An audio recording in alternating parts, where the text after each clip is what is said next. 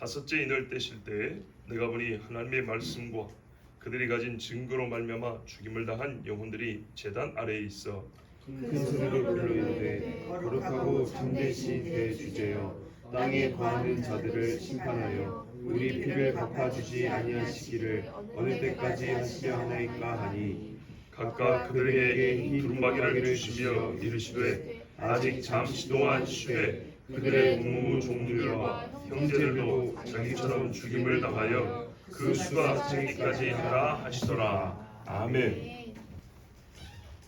2011년 봄에 그 딱 10년 반 전에 그때는 주일 오후 예배였는데요. 성도의 죽음에 관하여라는 설교를 한 적이 있습니다. 오늘하고 좀 다르죠. 오늘은 죽음 이후죠. 그때는 죽음에 관하였어요. 성도의 죽음에 관해 다 다른 것이 아니고 성도의 죽는 상황을 얘기합니다. 어떤 이는 평안하게 눈을 감고 어떤 이는 평안에 더하여 자기 죽을 날을 다 알고 다 뭐다 할 소리 다 하시고 예배 가운데 고요히 눈을 감는 정말 최상의 죽음을 맞는 분들 있죠. 야곱같이. 어떤 이는 신자인데 사고로 죽습니다. 요나단 보십시오. 전쟁에서 죽임을 당했습니다. 이런 경우를 비롯하여 그 죽음의 모습으로 인하여 그 사람의 구원받음과 구원받지 못함을 판단할 수 있는가?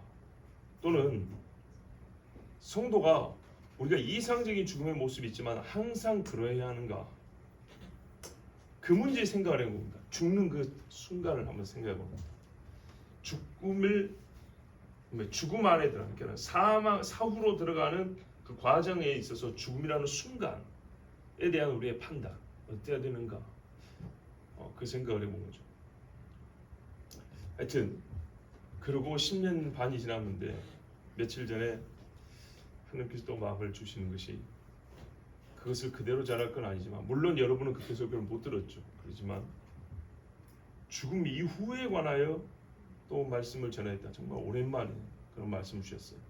오늘 말씀은 조금 성격이 다른 것이 작년 초에 천국 설교를 3번 했습니다. 그리고 지옥 설교를 3번 했죠. 이 설교는 천국에 관한 설교가 아닙니다. 천국이 아니고요. 성도 그 사람에 대한 설교입니다. 성도가 천국을 가잖아요. 천국 갔을 때 얼마나 좋은 곳에 거하느냐에 그 얼마나 좋은 곳을 설명한 것이 아니고 그 얼마나 좋은 곳에서 무엇을 하기 때문에 좋은 것이냐, 그가 거기서 무엇을 하느냐에 대한 말씀입니다. 물론 성경에 참으로 많은 말씀이 있지만 이 시간에는 그 중에 일부 요한계시록 오늘 본문을 중심으로 일부를 듣겠습니다. 이 말씀이 사후 삶에 대한 이해를 더하고 우리가 이해를 더할 필요 없죠. 매일 드리는 주일 예배인데도 성경에서 예배에 관해 가르치신 말씀을 들으면 더한 이해를 갖고 예배를 드리고 더 준비된 예배를 드리죠. 그런 것처럼 하나님 앞에 성도가 죽음 이후에 어떻게 사는지를 적어놓은 그 말씀을 들으면 우리가 구체적인 소망을 가지고 그 나라에서 삶을 준비하고 기대할 수가 있습니다. 또 훗날 우리가 순교를 한다면 그때 우리가 죽어서 그냥 천국 가니까가 아니라 무엇을 하는 천국에 가는구나, 또는 여기에 있는 이것이 없는 또는 여기에 없는 것이 있는 천국에 가는구나, 이것을 우리가 알고 죽음을 또 맞이할 수 있고 준비할 수 있기 때문에 이 말씀의 필요성이 있습니다. 자, 정리하면 오늘 본문에서는 다섯째 인에 대한 설명 없습니다. 또 11절에 보면 너희 동무 형제들이 수가 차기까지 하라에 대한 신학적 설명은 하지 않습니다. 바로 이 자리에서 성도들이 하고 있는 일에 대하여 우리가 집중적으로 보도록 하겠습니다. 첫 번째 보십시오. 다섯째 인을 떼실 때 보니까 그 전부터 있던 일인데 요거를 떼니까 보이는 게 있었어요. 요한에게 보이는 게 이 일과 상관이 있었던 다섯째 인이죠. 하나님의 말씀과 또한 자기들이 간직한 증언, 곧 예수 믿는 증거로 인하여 죽임을 당한 영혼들을 보았다 그랬어요. 자, 근데 이 사람들이 어디 있습니까? 제단 아래 있더라. 제단은 보좌가 아닙니다. 예수께서 천국에 있는 성전에 들어가셨다 했고 그 제단 불을 던져서 기도응답을 하신다는 말씀이 있죠. 5절에 보면 그 말씀이 있죠. 자, 그런 것처럼 이 뭐랄까요? 천국에는 제단이 있는데 여기에 나아간 사람들이 있다고 그럽니다. 자, 천국은 모든 사람이 함께 드넓은 들판에 앉아서 도시락 까먹는 곳 아닙니다. 구원받은 자들이 함께들 하지만 거주 지역이 서로 다릅니다. 이동 가능 지역이 있고 누군가는 어디에 들어갈 수 없는 지역도 있습니다. 할 수 있는 일에 차이가 있다는 걸 알기 바랍니다. 하나님의 제단 안에서 호소할 수 있는 자들은 순교자들입니다. 누가 호소라는 일을 하는데 이 호소는 순교자들이라고 분명히 말하고 있습니다. 천국은 영원한 찬송과 예배가 있지만 한시도 쉬지 않고 찬송만 부른다는 뜻이 아닙니다. 예, 교제의 시간도 있고요, 배우는 시간도 있고요, 배고프지는 않지만 먹는 즐거움과 함께 얼굴을 마주하는 때도 있습니다. 또 하나님의 제단 아래에 나아가 오늘처럼 호소하는 일에 시간을 쓸 수도 있습니다.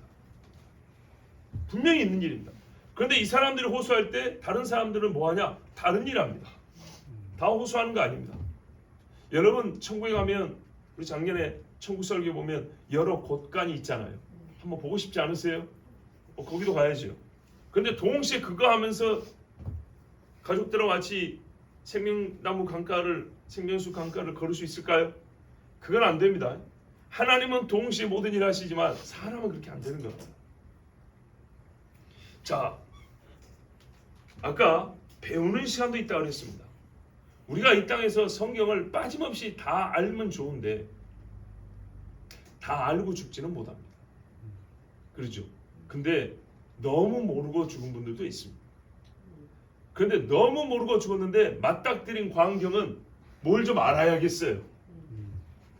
천사들이 무엇을 할까요? 이 땅에 있는 성도들에게 계시하여 주기도 하죠. 근데 그 계시를 여러분 우리가 다니엘과 같은 계시는 못 받았잖아요. 그럼 어떤 사람은 죽을 때 이만큼 알고 죽은 사람이 있고 어떤 사람은 십자가 한 편에 강도 같은 사람은 요만큼 알고 죽었다는 거예요. 근데 똑같은 광경을 봐요. 모든 게 똑같다는 건 아니에요. 다니엘이 받은 영광이 훨씬 크죠. 그렇지만 이 강도가 보기에도 천국은요 어쨌든 뭘 좀 알아야 될 정도로 너무 아름답고 황홀한 것이죠. 무슨 말씀인지 아시겠죠? 예. 그냥 좋기만 해서는 안 되는 거예요. 좀 알아야 될 거예요. 천국은 너무 커요. 너무 아름다워요. 사람이 형용할 수가 없어요. 그곳에 들어왔을 때 옆에 그분 내가 믿는다고 들어왔는데 이것만 알아갖고는 안 되겠어요. 배워요. 이거는 여러분 간증에 근거한 건데 햇빛을 못 보고 죽은 아이들이 있습니다. 신학적 고민입니다. 유산되거나 낙태해갖고 죽은 아이들은 천국 가냐 지옥 가냐? 어디 갈까요? 카톨릭같이 연옥이 있으면 좋겠죠. 설명도 편하고 고민도 안 하게. 제 신앙은 천국입니다. 왜 천국이냐? 원죄가 없냐? 아니죠. 모든 사람은 태어나서 다 죄인입니다. 그렇죠? 지옥에 갈 죄인인데 그들이 천국에 가는 것은 난 정확하게 모르겠어요. 어떤 식으로 하나님의 구원의 원리가 작동하는지 모르지만 분명한 것은 예수 그리스도의 대속과 관계가 있다는 겁니다. 관계는 있지만 그 아이들이 자기가 직접 믿지는 않았어요. 그죠? 그래서 이게 설명하기 어렵습니다. 차라리 연옥이 있으면 속편한데 그런다고 감정적으로 걔들은 어린 나이는 죄가 없죠. 이거는 세상 말이고요. 그렇진 않아요. 분명한 건 예수 그리스도의 구속 공로로 천국에 가긴 가는데 이 아이들이 어떤 원리에 의해서 예수님의 구속의 은총을 받는지 그건 말 그대로 은총인데 나는 잘 모르겠어요. 근데 이렇게 보는 거는 많은 옛적의 훌륭한 신앙인들도 그렇게 말했는데 그러면 그 천국 가서 뭐하냐 했을 때 이런 말을 많이 들었어요. 천사가 우리 유치원처럼 수많은 아이들을 데리고 가르치는 것을 보았다. 갓난 아이들인데 얘가 일정 자랄 때까지 가르치는 것을 보았다. 자, 성경 일단 그렇다고 봅니다. 이 부분에 대해서는 조금 더 풍성한 설명이 필요하지만 오늘은 뭐 그 죽은 아이들이 나온 본문은 아니니까 일단 이렇게 하고 넘어갑니다. 배움이 있다는 걸 지금 설명하기 위해서 잠깐 언급합니다. 자, 10절에 보시면 큰 소리로 부릅니다. 그리고 하나님께 항의하죠. 한마디로. 그렇죠? 예. 내용을 오늘 본다는 게 아니었습니다. 뭘 하고 있는가를 보세요. 분명히 하나님께 데모하고 있습니다. 천국에는 데모도 있어요. 지옥에는 데모가 허용이 안 돼요. 천국은 왜? 각기 떨어져서 원망과 이를 갈면 있어도 서로 의견을 모아서 하나님 이건 안 돼요. 땅에 살 동안에 있었던 일에 대한 완벽한 기억을 갖고 있는 것을 보십시오. 자기들이 어떻게 죽었는지를 압니다. 연속성 있는 인성을 가지고 있습니다. 그때 목 잘린 사람이 지금 여기 있는 나입니다. 누가 나를 죽였는지 압니다. 연속성 있는 관계에 대한 의식이 있어요. 자, 여러분, 천국에서는 씹가고 장가하는 일이 없다 했지만 그 말이 부부관계를 모른다는 얘기가 아닙니다. 죽었는데 저 사람이 누군지 몰라서 성함이 어떻게 되세요? 이거 아닙니다. 성이 없다는 게 아닙니다. 성생활이 없다는 거죠. 분명히 구분해야 됩니다. 만약에 여러분 누군지 모르면은 굳이 가족을 위해서 기도할 필요가 있습니까? 천국 들어가는 순간 기억상실증에 걸린다고 생각하십니까? 그거 아닙니다. 이 땅에서 뭘 했는지 모르는데 큰 상을 줄 때 어떻게 감격이 될까요? 그죠? 이 땅에 뭘 했는지도 모르는데 속된 말로 개털 맞았을 때 왜 나는 저 사람과 차별하냐고 오히려 분노가 나지 않겠어요? 뭘 했는지 압니다. 나는 그리스도를 위해 한 일이 없다. 나는 그리스도 때문에 죽었다. 분명한 기억이 있습니다. 이 사람들이 기억을 갖고 있습니다. 인성의 연속성이 있습니다. 관계의 의식이 있습니다. 감정적 호소도 가능합니다. 그대로 옮겨갑니다. 목소리가 똑같지 않습니다. 어떤 사람은 크게, 어떤 사람은 좀 작게, 어떤 사람은 오히려 분통을 내서 어떤 사람은 좀 점잖게. 인성의 연속성이 있습니다. 엘리야는 엘리야의 심성이 있고 베드로는 베드로의 인성을 갖고 가는 겁니다.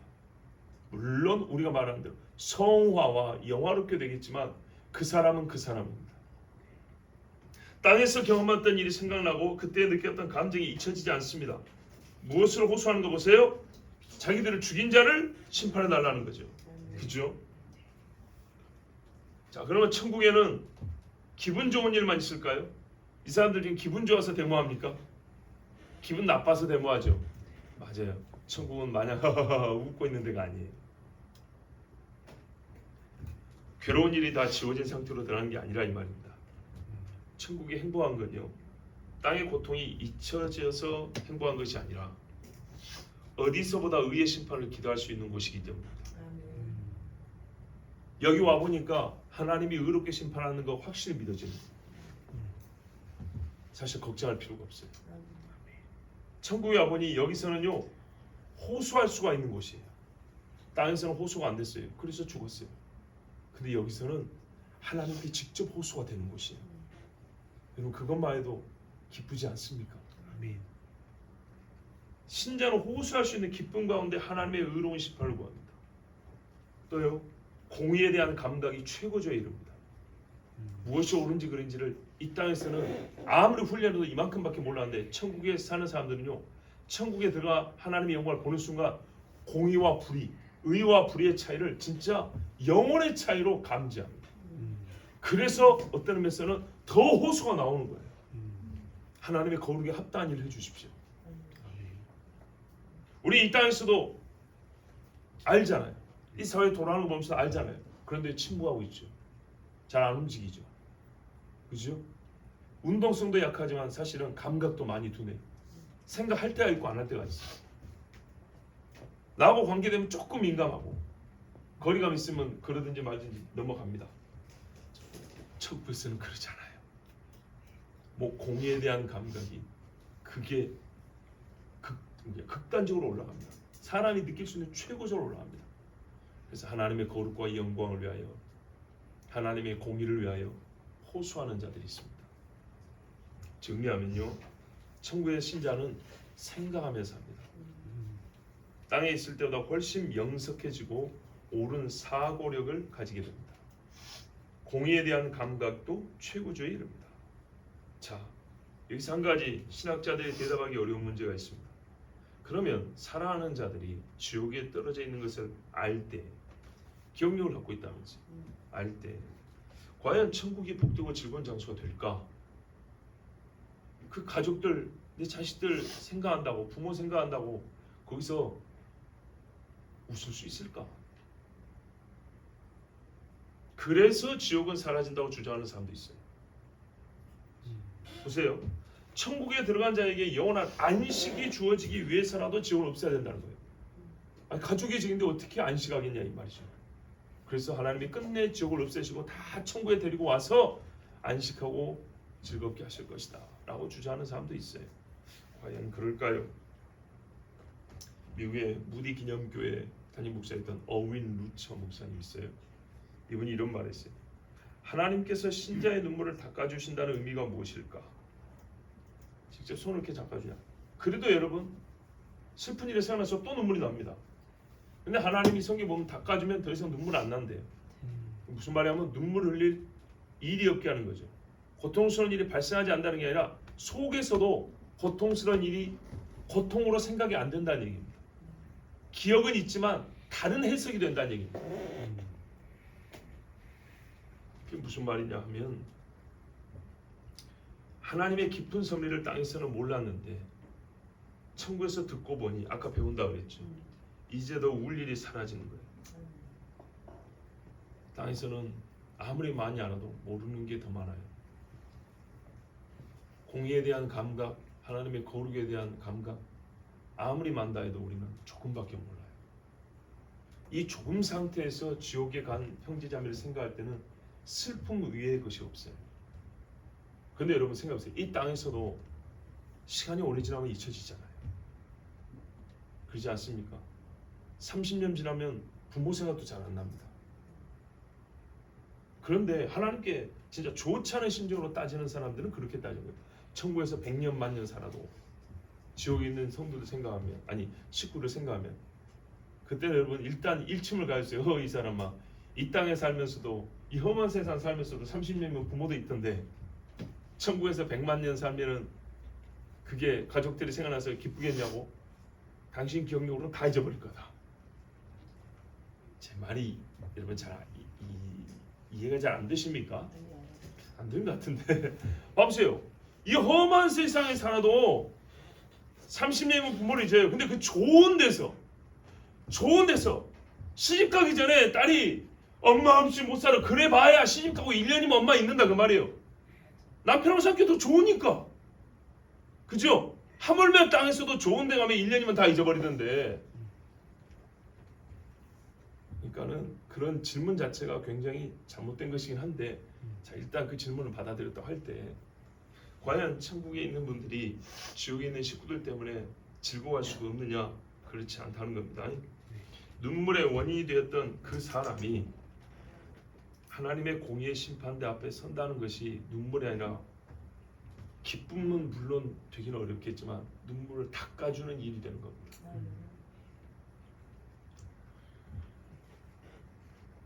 부모 자식이 떨어졌더라도 어째서 구원받은 신자가 즐거울 수 있는가는 자식에 대한, 부모에 대한 사랑보다 하나님에 대한 사랑이 훨씬 더 커서 모든 일을 하나님의 의와 영광과 거룩에 견지해서 볼 수 있는 눈이 열리기 때문에 하나님 앞에서 고개가 끄덕여지는 겁니다. 오히려 보세요. 왜 지옥에 안 보내냐고 호소하잖아요. 참고로 지옥에 들어간 자들도 마찬가지입니다. 무슨 말이냐? 환경이 다르지요.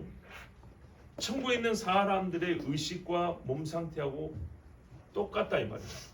거한 곳이 다릅니다. 똑같은 상태지만 이쪽으로니까 좋은 거고 저쪽이니까 안 좋은 겁니다. 그 차이는 극과 극이죠. 우리 성경에 보면 잘 나와 있는, 우리 잘 갖춘 말씀이 있습니다. 누가복음 16장에 보면 부자 있죠.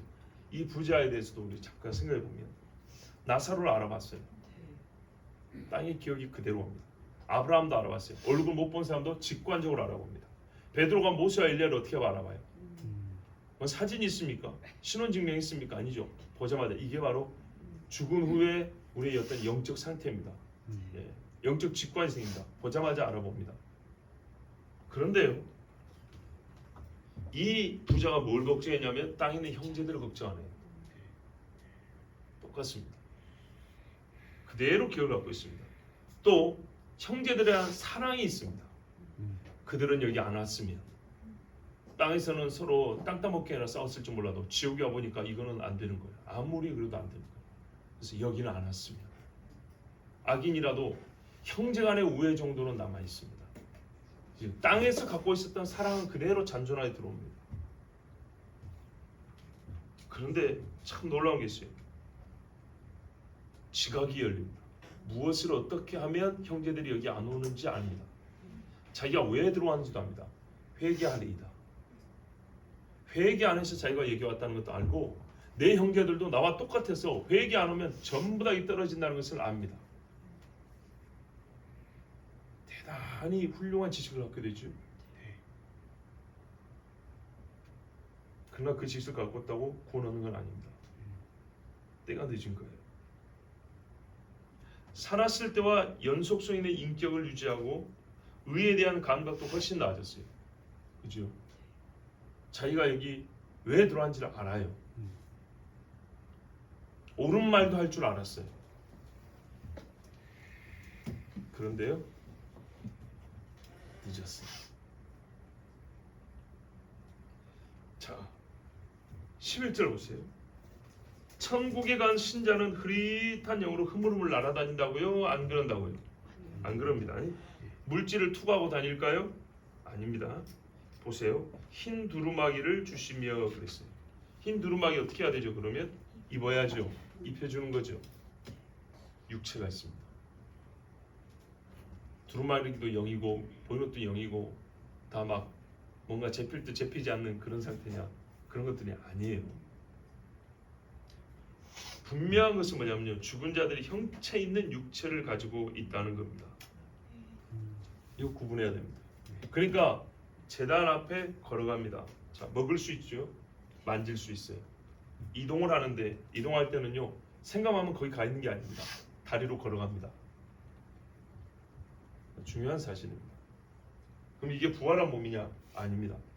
너무 육체 같기 때문에 신학자들 중에는 신자는 죽자마자 부활합니다 하고 가르친 사람이 있었어요. 제가 신대원 다닐 때 우리 1학년 1학기 때 조직신학 개론 가르치는 교수가 그랬어요. 그 사람의 말은 옳지는 않습니다. 그렇지만 왜 그렇게까지 주장을 했냐면 성경을 보면 죽은 자의 상태가 반드시 육체성이 있기 때문에, 분명히 육체성이 있기 때문에 이거를 설명할 방법이 없으니까 부활했다고 그런 거예요. 그러면 여러분 고린도서 15장은 어떻게 되죠? 요한계시록 맨 끝에 가면은 땅도 죽은 자를 내어주며 바다도 죽은 자를 내어주더라. 첫째 부활 있고 둘째 부활 있다. 그리고 그 첫째 부활이라고 여겨지는 때가 보면 천년왕국 때인데 죽은 자가 다 부활했다고요? 아니죠. 또 루터 선생 같은 경우는 완전 반대로 했어요. 다 잔다. 의식이 끊긴 상태로. 이거는 주님이 비유적으로 우리 친구 나사로가 잔다 그랬잖아요. 이거를 너무 그대로 생각한 거예요. 성경에는 잔다라고 표현한 것이 실제가 무엇인지 분명히 가르쳐줍니다. 이거는 죽었다는 것이라. 다니엘도 보면 12장에 뭐래요? 끝에 가면 부활하는데 그때 영광의 부활로 나온 사람이 있고 부끄러운 부활로 일어난 사람이 있다고 그랬잖아요. 마르다가 뭐라 예수님 앞에 세상 끝에는 부활할 줄 아나이다. 잘 안다. 근데 지금은 내가 그 부활이 있기 전이지만 네 오빠 살려주겠다 그 말이잖아요. 자, 그 부활과 구분돼야 되죠. 부활체는 아닙니다. 그러나 뭔지는 모르지만, 그래서 우리가 아는 한에서 설명해야 되는 겁니다. 뭔지는 모르지만 분명히 육체성을 가진 상태입니다. 몸이 있습니다.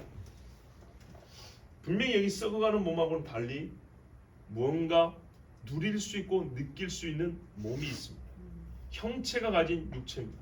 그래서 저는 그냥 이걸 우리가 이름을 붙인다면 우리 사람이 죽고 심판까지 중간 상태라 그러거든요. 그래서 중간체라고 그냥 기억하기 쉽게 그렇게 부르겠습니다. 분명히 성경 말로 육체성이 있습니다. 자, 지옥도 똑같습니다. 봐보세요. 화력으로 고통한답니다. 화력, 불. 영이 불에 탄가요? 또 하나는 물을 달랍니다. 굉장히 중요한 말씀이죠. 한 방울만 주십시오. 아까 이 사람의 지각이 빼어난 상태가 된다 그랬죠. 그럼 물이 아무 소용 없는데 물을 달라 그럴까요? 그런 것이 아닙니다.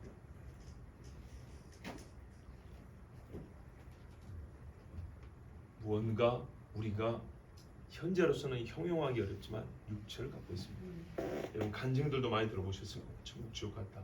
다 부정할 수 없습니다. 바울도 올라갔다 왔다 했으니까. 전부 다 형체를 가진 몸입니다. 자, 아직 잠시 동안 쉬되 그랬어요. 기본적으로 성도는 쉼을 갖습니다. 그러니까 너희가 간혹 이렇게 와서 때에 따라서 나한테 호소하는 거 우리 하나님이 받아줍니다. 그런데 뭐라고요? 너희는 쉬고 있으면 된다. 시편 17장 17편 15절에 나는 의로운 중에 주의 얼굴을 배우리니 깰 때에 주의 형상으로 만족하리이다. 이 땅에서 많이 힘들었어요. 무슨 말이죠? 내 눈을 떴을 때 주님 앞에 있다는 거예요. 그래서 만족. 이 땅에서도 모든 불만, 괴로움이 없어지고 평안 가운데 있다. 그 말이죠. 또 계시록 14장 13절에도 보면 또 내가 들으니 하늘에서 음성이 나서 이르되 기록하라 지금 이후로 주 안에서 죽는 자들은 복이 있도다 하심에 성령이 이르시되 그러하다 그들이 수고를 그치고 쉬리니 이는 그들의 행한 일이 따름이라 하시더라. 아멘. 쉬어요. 주의 얼굴을 보면서 신자는 정말 안심을 해요. 그러면 여러분 반대로 짐승을 따른 자는 어떻게 되냐? 성경 말합니다. 바로 그 14장 9절 11절에 보면 또 다른 천사가 셋째가 그들을 따라 큰 음성으로 이르되 만일 누구든지 짐승과 그의 우상에게 경배하고 이마에나 손에 표를 받으면 그도 하나님의 진노의 포도주를 마시리니 그도 그랬잖아요. 또한이라는 말인데 이거 원래 짐승이 마시는 거단 말이에요. 같이 똑같이 취급을 받는 겁니다. 그 진노의 잔에 섞인 것이 없이 부은 포도주라 거룩한 천사들 앞과 어린 양 앞에서 불과 유황으로 고난을 받으리니 그 고난의 연기가 세세토록 올라리로다. 쉼이 없어요. 짐승과 그의 우상에 경배하고 그의 이름표를 받는 자는 누구든지 밤낮 쉼을 얻지 못하리라 하더라. 이게 제일 큰 차이. 좀 늦게 나왔죠? 신자가 죽은 후에 안식을 누립니다. 이래야 되는데 순서를 따르다 보니까. 근데 여러분 영원한 안식과 영원한 고통이에요. 그 안식 가운데 데모가 있는 거죠. 그렇게 봐야 되는 거예요. 데모가 있는데 어떻게 안식이 있습니다. 이렇게 보는 있습니까? 이렇게 말하는 게 아니에요. 천국에 있는 신자는 하나님 말씀에 대한 이해력이 극대화됩니다. 무슨 말이냐? 흰 두루마리 입혀주면서 아직 잠시 동안 쉬라 하면서 하시는 말씀이 그들의 동무 종들과 형제들도 자기처럼 죽임을 당해 그 수가 차기까지 하라. 이 말을 알아먹는다는 얘기예요. 그게 뭔 소리입니까? 못 알아먹지 않아요. 여기서는 설교가 필요한데 거기서는 굳이 설교까지라기보다는 그냥 본질적인 것만 이렇게 말해주면 돼요. 그리고 적어도 이 순교자들은 원래 이 땅에 있을 때보다 하나님 사랑과 하나님의 말씀에 대한 사모함이 컸던 다른 사람보다 컸던 사람 때문에 충분히 이해합니다. 자, 신학적 이해력에 충분함이 주어집니다. 주의 말씀을 이해하지 못함이 없고 동의하지 않는 일이 없습니다. 100%다 아멘입니다. 믿음의 문제이기도 하지만 여러분 말씀으로 위로가 됐잖아요. 하나님 말씀에 위로해 줬잖아요. 이거는 천국의 성도가 주의 말씀을 못 알아듣는 일이 없다는 뜻이기도 합니다. 지적 이해를 넘어서서 영적 감화와 마음의 동의, 수용이 100% 이루어진다. 천국에서 성도의 마음 상태는 그래요. 고린도전서 13장 12절에 우리가 지금은 거울로 보는 것 같이 희미하나 그때는 얼굴과 얼굴을 대하여 볼 것이요 지금은 내가 부분적으로 알아 그때는 주께서 나를 아신 것 같이 내가 온전히 알리라 그랬어요. 사람이 하나님과 똑같이 상호 존재의 모든 것을 안다는 얘기 아닙니다. 왜 삼일체라고 있는지 하나님 속에 훅 들어가서 이렇게 본다 이런 식으로 안다는 말이 아닙니다. 피조물로서 알 수 있도록 허용된 범위에서 신자는 땅에서는 보지 못하는 것들이 있어요. 피조물에게 인간에게 이만큼 허용됐지만 땅에서는 요거밖에 몰라요. 근데 천국에 갔을 때는 신자는 이 땅에서는 하나님을 알지만 보지 못하고 알잖아요. 근데 거기서는 어떻게 했냐? 온전하고 친밀한 관계 속에서 하나님을 알게 됩니다. 하물며 그랄진데 너희 동무들의 수가 차기까지 기다란 말을 못 알아볼까요? 이 땅에 있는 우리도 이방인의 충만한 수가 차기까지 이스라엘의 덜어는 버림을 받은 것이라는 걸 이해를 하는데 순교자들이 주의 제단 앞에서 이 말씀을 못 알아볼까요? 넉넉히 알아먹죠. 천국은 모든 것이 다 되는 곳, 어린이 놀이동산 같은 곳 아닙니다. 세상에 말하던 파라다이스 낙원이 아닙니다. 예수님이 십자가 편의 강도에게 낙원에 있으란 말이 영어로 파라다이스입니다. 갖다 쓴 건데 물론 그 전부터 있던 용어긴 하죠. 사람이 그리는 낙원이 아니고요. 정말 천국은 예수님이 강도에게 회심한 강도에게 약속한 파라다이스 낙원입니다. 오늘 나와 함께 있으리라 말씀하신 낙원은 여러분 제가 지금 오늘 일부를 읽어드렸지만 이런 곳입니다. 그냥 마냥 좋다는 얘기를 한 게 아닙니다. 다시 말씀드리지만 저는 지금 천국 설교를 한 게 아닙니다. 천국 못지않게 그 파라다이스 낙원에 들어간 나에 대한 설교를 한 겁니다. 우리가 그곳에서 무엇을 할 수 있을까를 미리 보여주는 겁니다. 이 땅에 사는 것도 하나님이 가르쳐 주신단 말이죠. 그곳에서의 삶도 가르쳐 줍니다. 자, 이 말씀이 우리에게 충분한 기쁨이어야 합니다. 우리가 이 땅에 살면서 뭘 누림이 아니라 의무에 관해서도 잘 배우면 기쁘지 않아요. 학교 다닐 때 생각해 보세요. 학생은 무엇을 해야 한다고 선생님이 의무를 가르쳐 줬어요. 그런데 그것을 의무를 배웠는데도 기쁘단 말이야. 그래가지고 애들이 뭐래요? 횡단보도 건널 때는 손 들고 건너는 거야 했더니 알았어요, 배웠어요. 그래서 애들이 어떻게 해요? 막 배울 때는 손 들고 가면서 막 웃으면서 즐거워하죠. 최근에 어떤 아줌마도 이렇게 하는 걸 봤어요. 제 나이에서 아줌마면 몇 살쯤 되는지 아시겠죠? 잘 배운 분이에요. 자, 여러분, 그래서 우리가 사후에 있을 일 고생도 아니잖아요. 얼마나 좋습니까? 하나님을 직접 보고 주께서 힘든 말을 주신다. 자, 이 말씀 우리에게는 기쁨이어야 돼요. 아멘. 예, 교회 다니는 사람은 헌금 없는 겁니다. 아, 그래요? 하고 헌금 처음 할 때도 기쁜데 천국 가가지고 주님 앞에서 할 일을 드는데 어떻게 기쁨이 안 될 수 있겠어요? 신자는 당연히 기뻐야 돼요. 그런데 우리가 이제 우리의 모습을 보면 믿음이 없어서가 아니라 세상에서 뺏긴 것들이 너무 많잖아요. 우리의 생각이나 좋아하는 것들도 많이 뺏겼죠. 그래서 사후 천국에 대한 그 천국의 삶에 대한 기대가 좀 있고 그것도 좀 대화가 되고 해야 되는데 그런 이야기는 전혀 안 합니다. 왜요? 죽음이라는 말 자체에 대한 부정적인 시각, 부정적인 배움이 컸기 때문입니다. 예수님 뭐라냐면 신자의 경우는 떠남이다 그랬어요. 새 집으로 들어간다 그랬어요. 의미가 다릅니다. 아무것도 이해함 없이 막연하게 더 좋은 집으로 갔어. 나중에 만날 거니까 이거는 위로가 안 되죠. 이런 말은 틀린 말은 아닌데 위로가 안 돼. 왜? 성경적 근거와 해석을 들은 적이 없이 하나님의 말씀에 대한 깊이는 묵상이 없이 그냥 단어로 던지는 것은 위로가 안 되는 거예요. 교리를 단어로 배우면은 전혀 감동이 안 되는 거예요. 말씀이 가르쳐 주신 말을 그대로 배우고 나서 이거를 단어로 정리하면 이것이다. 이래야 이게 이해가 될 뿐만 아니라 감동이 되는 거예요. 맞지요? 자, 오늘 우리가요 천국이 아니라 나의 이야기를 들으면서 죽음에 대한 위로와 소망을 얻습니다. 그런데 아까 하던 말씀을 마저 드리면 신자의 삶에서 천국에 대한 이야기도 별로 없고 좋아하는 이야기도 좋아하는 것 같지도 않고 평소에 생각도 잘 안 하고 여러분 이제 좀 바꿔야겠죠? 죽음 이야기 편하게 하세요. 니나 나나 다 겪을 거 아닙니까? 여자들끼리 살면서 몸에 신체에 문제가 생기면 여자들이니까 편하게 얘기하잖아요. 남자들끼리도 좀 남부끄러운 일이지만 남자들끼리가 편하게 얘기하는 경우도 있잖아요. 특별히 공유되는 어떤 경험이 있을 경우에 더 편하게 얘기하잖아요. 어려운 일인데도 예수 믿는 사람들이 죽음 안 겪은 사람이 있어요. 다 있죠. 고통스러운 죽음도 있었고 정말 기쁜 죽음, 기쁨이라고까지 하기지만 참 웃을만한 추억의 죽음도 있고 얘기하는 거예요. 신 안에서 대화할 수 있는 거예요. 그렇지, 죽음이기 때문에 얘기를 못한다. 이제는 여기 넘어가야 됩니다. 성경에서 죽음에 관한 이야기를 얼마나 많이 하고 있습니까?